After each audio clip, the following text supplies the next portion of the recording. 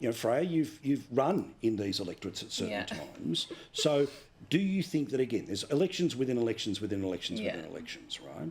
But do you think that we are at a tipping point where some of the places that may have just 3 years ago not really been all that into cost of living stuff that 3 years later are going to really just be, mate, okay, I don't care about your announcement about Davenport. God love Davenport, but I don't care. Yeah.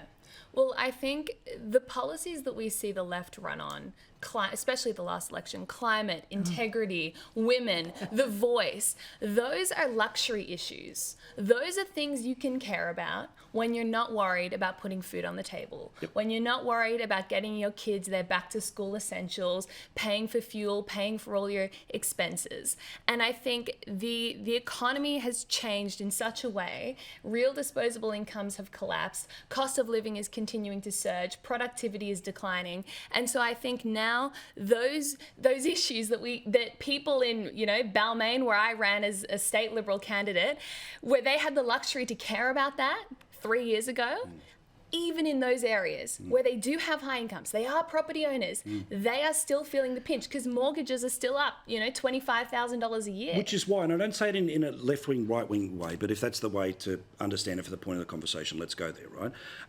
I agree with Peter Dutton's announcement on restatement on Sunday, doubling the number of telehealth things when it comes to mental health.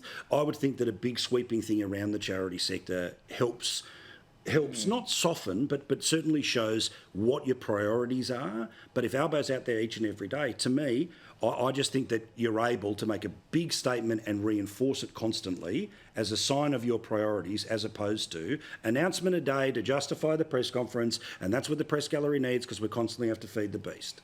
I think that's right, but also the thing I think that is strong about Peter Dutton, and he's doing extremely well, is on the so-called culture wars.